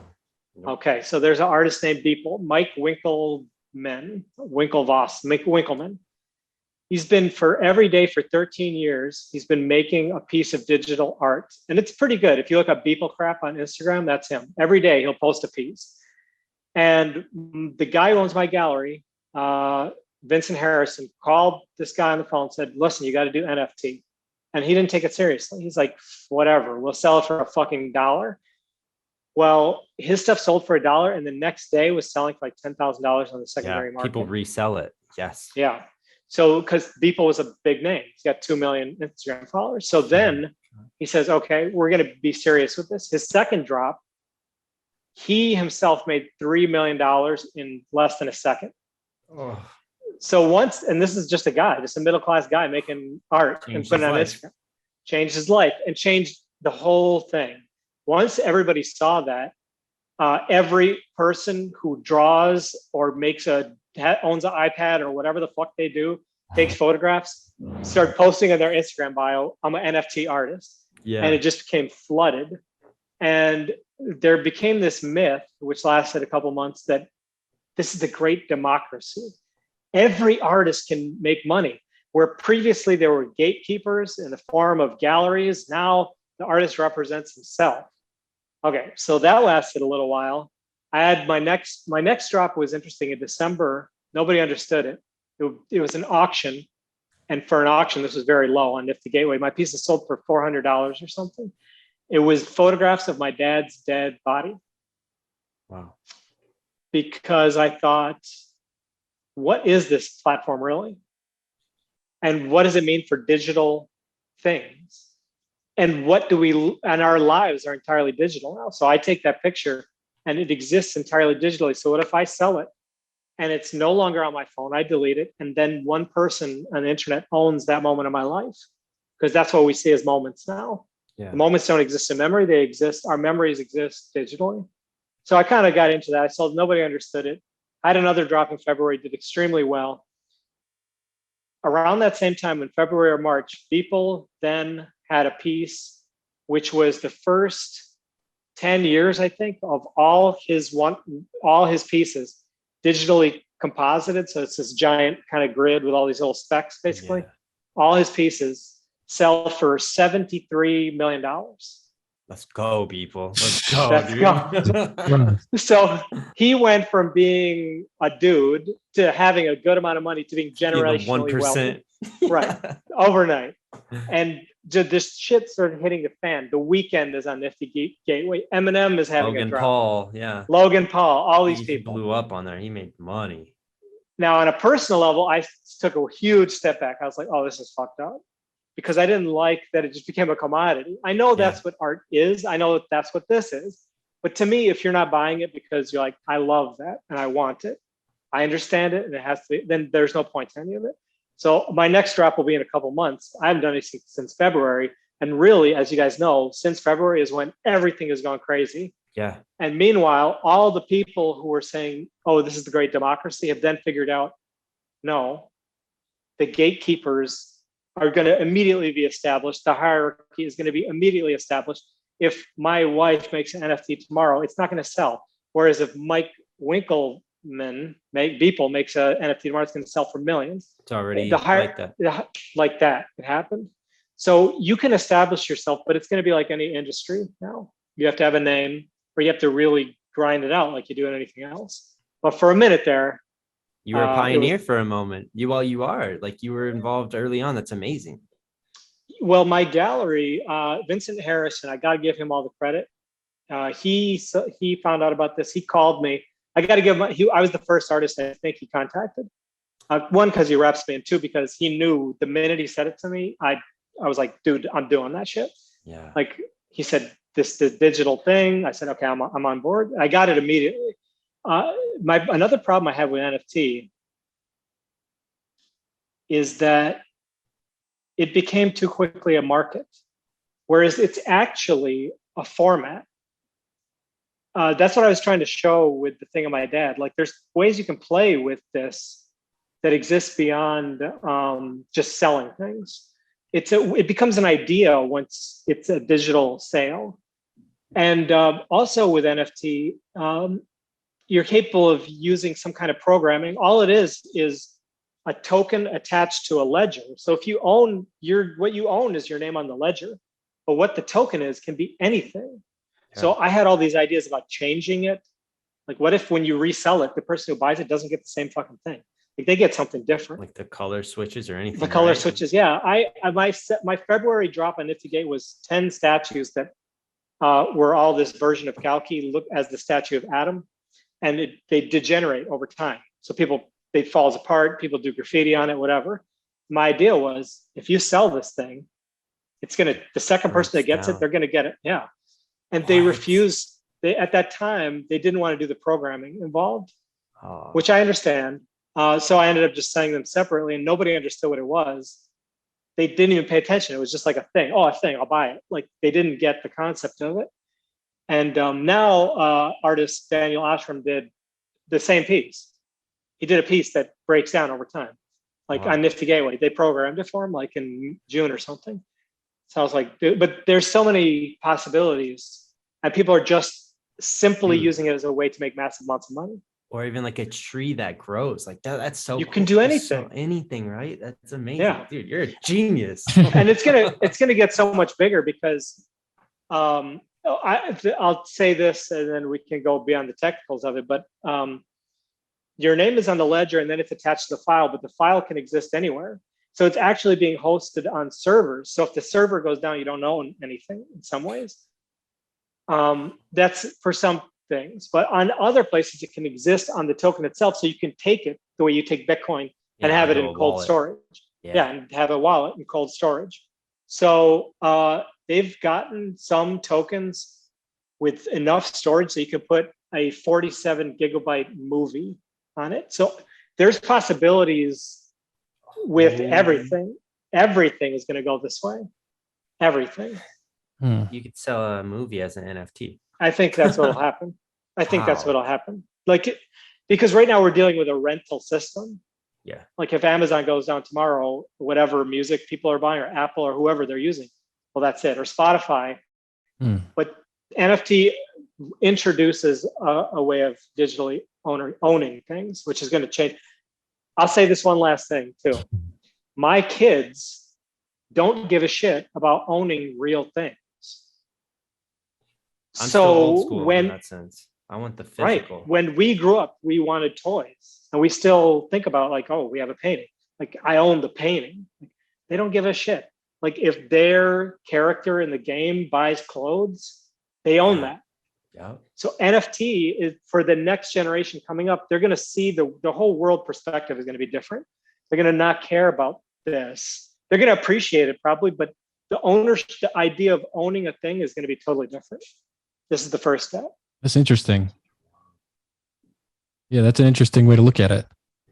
I wonder if that's like, sometimes I think if like these things are unconscious and this is just evolution playing itself out and bringing us past, certain kinks in our behavior. And we just don't know. We just think it's NFTs and it's just this quirky thing, but it's really like some bigger picture playing out. Leaving materialism. Yeah, exactly. I think it absolutely is. I think 100%. Yeah, it's cool. Yeah, I think favorite. It's like I always say, I see it all as inevitable. Like, this is how we do it. How do you get your physical picture? So do you do digital art for these NFTs? Or are you really painting and then making it a picture and then digital? The first one was a scan of a painting. The second one Okay. was an animated scan of a painting. The third was those photos of my dad. The fourth was a sculpture. It was actually a 3D model. And now Do you I'm do working any on one. digital art? Yeah, I did. I started playing around with. How am I forgetting what it's called? I use it all the time. Like a tablet Yes. thing?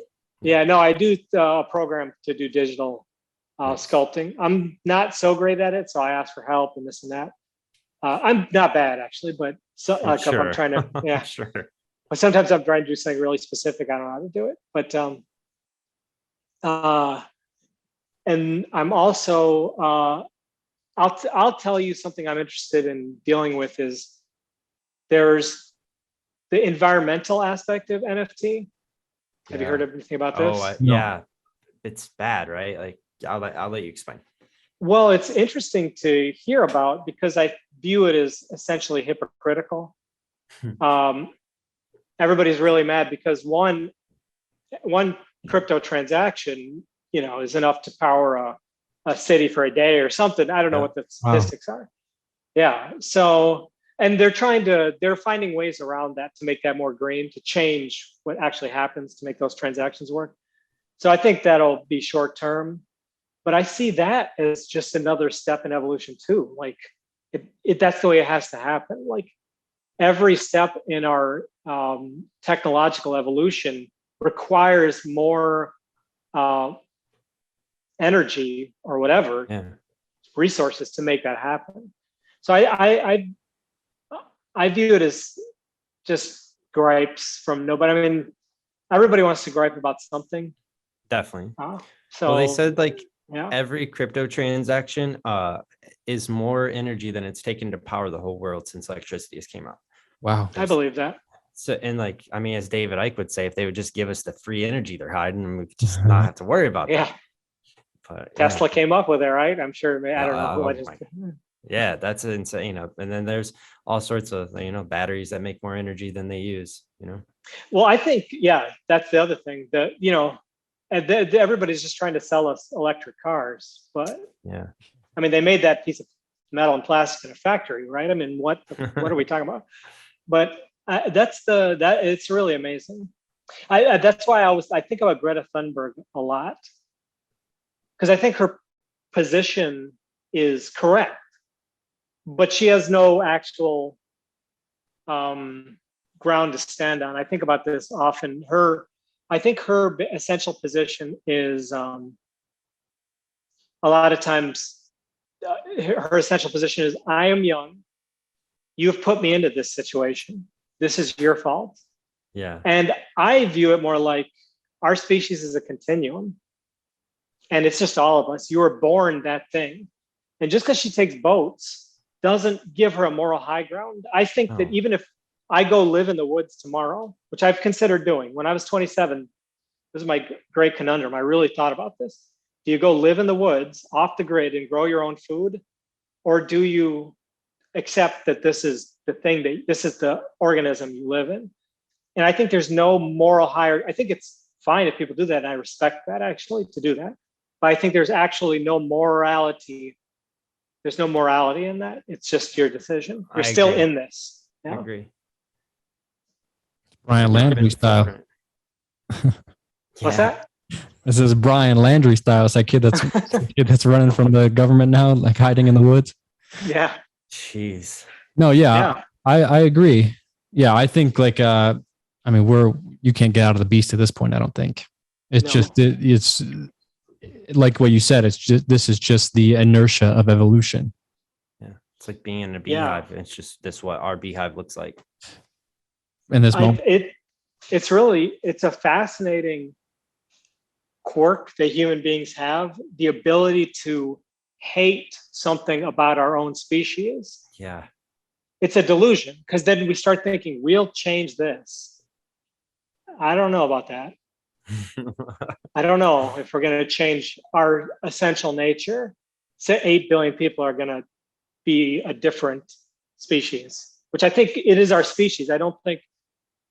I think it's possible for the individual to attain a higher consciousness. That's in our species as well.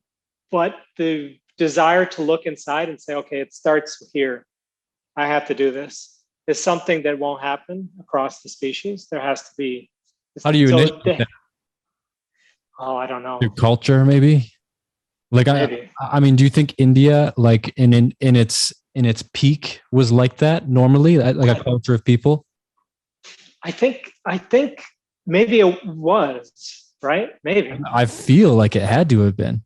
Or an Yeah. attempt at it. I don't know if that's just like a romantic idea I have, but I Yeah. feel like India really had something.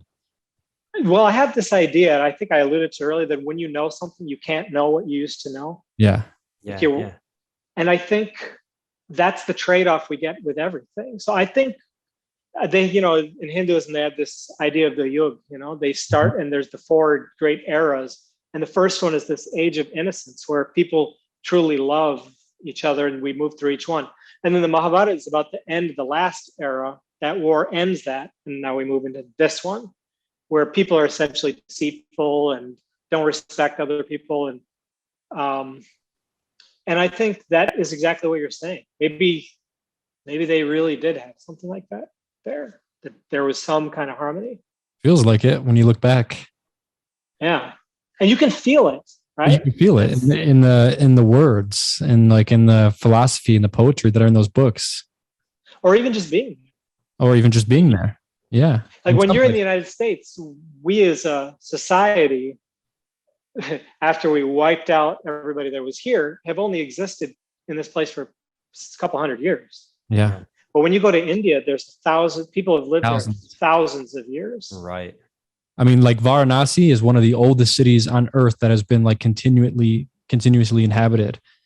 And I mean, it feels, you ancient. know it when you're there. Yeah, for sure. And the thing about Varanasi is people for 5,000 years have been praying to the water and doing these rituals for thousands, unbroken for thousands of years. Pilgrimages have been there. It's really crazy. You're saying like amazing. You feel it when you're there. I feel like when you're in America, you feel this like yeah, high energy, this buzzing. And I forget exactly the quote, but it's like, like India isn't quite like this, but like Rome, like, all like great empires fall after like 250 something years, and like America's coming up on that in like 14 years or something like that. So it's almost right on the dot, it seems like. Yeah, exactly. And it's like maybe because they take it slow and they're praying to the water and loving Mother Nature, like maybe that is the way to go through it. But I also think that this is something I don't like. We were talking about this earlier. The natives, like they weren't going to move this way. They weren't going to do what we're willing to do. And perhaps you need that. Perhaps you need India to be that way, and you need America to be this way. You know what I mean? And it's all on a path to something we can't even understand. We can't see it. That's probably right. Yeah. I hope at least, I have this theory that because I think there's something in us, in our collective conversation that insinuates that, we're doing all this to the environment. We got to stop doing this and so on. I take a different perspective. I agree with those sentiments that we must find a different way. The way that we continually try to find this, we try to invent our way out of it. Well, this new technology will, which of course will never work. But I think the way has to be inside. But I always think that we're like the beaver. I always give the example of the beaver. So the beaver builds a dam and diverts the water of the stream around it, and it destroys the animals and the plants around the stream, and animals die and everything. And on a micro scale, we look at it and say, "Oh my God, that's terrible." But if you just step back, you say, "Well, without that, the entire ecosystem wouldn't work." And now human beings are coming and wrecking everything. Are we the only species on Earth that is performing a function outside of what it should be? Clearly, we are supposed to do what we're doing. Everything on Earth is happening as it should. I'm not saying that in a moral sense that we've constructed as a species that this is good, because it isn't. But I'm saying if you take a step back, we might end ourselves in the process. But this was what was supposed to happen. Yeah. I mean, I bet you could prove it mathematically somehow. If you could step back far enough and determine the patterns that were all happening, you'd probably be like, okay, yeah, humans are doing this thing and it's leading somewhere. That's kind of like what I was trying to like ask earlier with art. If art has an end goal, because Terence McKenna had this idea of this transcendental object at the end of time, and that all of technology and all of human culture is being pulled towards what he actually was, to like a singularity. He said that the UFO was actually this transcendental object that like it can go through, it's beyond time. It's like this dimensional thing. And like all technology is being pulled towards this finished object. And I was wondering if you think art has that in a way. Like, is art like trying to lead us towards transcendence, or is it like the infinite, if it's like just an expression of the infinite nature of creativity? Or do you ever think about that? But that's kind of what I was trying to ask earlier. I think it must be something relating to that. I think when I started considering it, I thought of so many different artists and how drastically different their approach to it is. But maybe it's because we're looking at this and you can see it from every angle. So maybe it's exactly what you're saying. It's so hard to say. Yeah. We're so limited, you know? Yeah. Yeah. I mean, I feel like there must be like some part of ourself that's like trying to communicate with us. And to me, art feels like that kind of communication in a way. Does that make sense? Well, it makes perfect sense, because how else would it be that every artist, and we've talked about it today, doesn't know why it happened? Yeah. Yeah. Even writers say, "Oh, the character just is there." Yeah. Like I had to talk in their voice. Like that doesn't exist, but no, it does. Yeah. Do you think these things are pre-existing, and you're just tuning into this exact frequency, and you just have the capacities to say it or to show it? I think it's that, and I also think it goes back to that we live in this collective consciousness that builds on itself. So we're also somehow picking things out of the air. Yeah. I used to have this thought, say you have a thought and you forget it. Well, someone else like can pick it back up, and now, it's just back out. So boom, now it's theirs, because you'll have a thought like, oh, and then all of a sudden you'll see it on TV. Yeah. Maybe you were too lazy to actually do it or whatever. Like someone got to it first, but yeah, it's funny you said we're so limited, and I'm looking at the art piece behind you and it's so big and vast, and like even, and we are still so limited, even when you're doing 12-foot amazing art pieces. It's crazy.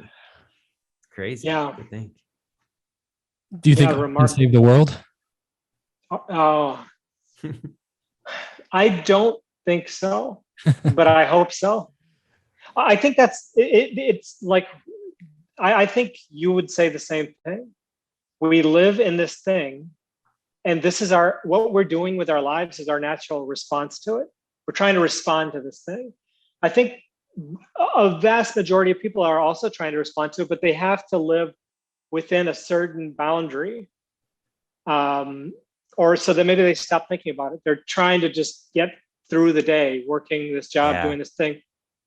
But we've made this decision, and maybe we've been fortunate to make this decision to respond to the world as we see it. So maybe it can save the world. I don't know. Maybe it's NFTs all along. It was all going to that. Yeah. Some Bushman somewhere is like, finally. I'm so happy for you, man, to think that NFTs did change your life. And it bums me out that what you said, though, it's like, because Bitcoin, everyone had forever to get involved. And I feel like this was way faster. Like people already know how to ruin things quick, in a sense. It's like, let's take it over. Let's gatekeep it right away. Like I can't start an NFT tomorrow. You know what I mean? Sell it for, it's crazy. Yeah.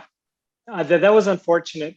I saw that coming, though, because the gatekeepers had already established themselves. And also, I think there was a false narrative that that NFT was going to disrupt the way things work. But I don't see why that would be the case. Because, for example, Gagosian is the biggest gallery in the world. Yeah. Why would they not just sell an NFT of Damien Hirst? They don't care. Right. Like you said, it's all about money. A lot of people are already doing it like Bitcoin. It's just a trading game now. It's like, yo, like, look, I got this NFT for $500. I'm selling it for $5,000. And like, that's all, it's already on that road. That's what in the one in February that I had, that's another reason I quit. I had pieces sell for 30 times What? in the first 10 minutes after the drop. So we had everything sold out in less than a second. And 10 minutes later, they had sold 30 times to 30 different people. Who are these And I people thought, getting it in a second? You know? who are they? And nobody actually wanted it because I got what I got out of it. Like nobody wanted it. Because Like some people, they're happy. Some people are happy they sold out in a second. And then I'm happy if people then never sell it. Like, I got it. I wanted it. That's cool. That's awesome. But, yeah. Yeah, not just using me as they're just a middleman in you. You know? Right. Yeah. I made this art for you to get rich. Come on. Yeah. Crazy. It's weird. Yeah. Well, yeah, I appreciate you guys for doing this conversation with me. Yeah, absolutely, man. This was awesome. Dave, you gonna come to the mountains with us? Dude, please. Yeah, let's really set that up. It'd be fun. I'm dead serious. Dakota's videos of traveling are through the roof. So like that would be so cool to do. All right, we're doing it. I'm gonna tell my wife today. You guys are gonna love her because she's the adventurous one. Nice. I sit on my couch. I've got some cool contacts in Peru too that can take us to some crazy places. Okay, I'm in. Cool. Well, hey, I appreciate you. Is there anything you want to say? Anything like you want people to check anything out or anything you want to promote? No, I really, we've been following each other for a while. And something that the reason I think the impetus, like you say, hey, let's have a conversation, was I messaged you because I really like the sense of humor you take towards things. Because there has to be a slight edge to the world and you think that's funny. And I love that about a person who's exploring the nature of existing. I love that. It has to be there. And so I just wanted to say I appreciate everything, and this is a lot of fun. So. Thanks. I appreciate. I mean, I'm not just saying it when I say like you're one of my favorite artists, and I think that you are, up there with the best of our generation. I'm not just saying that to toot your own horn. I really do mean that, and I try to promote you every chance I get on Instagram. I appreciate it. And it comes from a real place because I really do appreciate your art. And I think it's, I'm happy to talk to you. And Davey, I'm happy you're here too. And I'm happy to introduce you to Always a pleasure. Oh yeah. Yeah. Nice meeting you. It's going to be great to see where this goes. Yeah. And we're friends. We'll all do this again. Yeah. Peru trip, baby. Peru trip 2022. Cool. Have a good day. I'm going to go get some lunch. All right. Me too. Cool, brother. Hey, thanks a lot. All right. Thank you. Peace. Take care. Thank you for listening to A Place for Humans podcast. My name is Dakota Wint, and you can listen to full episodes of A Place for Humans anywhere you listen to podcasts. Spotify, Apple Podcast, wherever.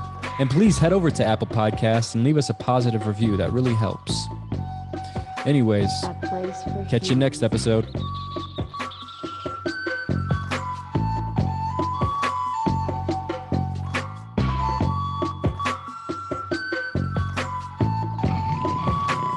Place for humans.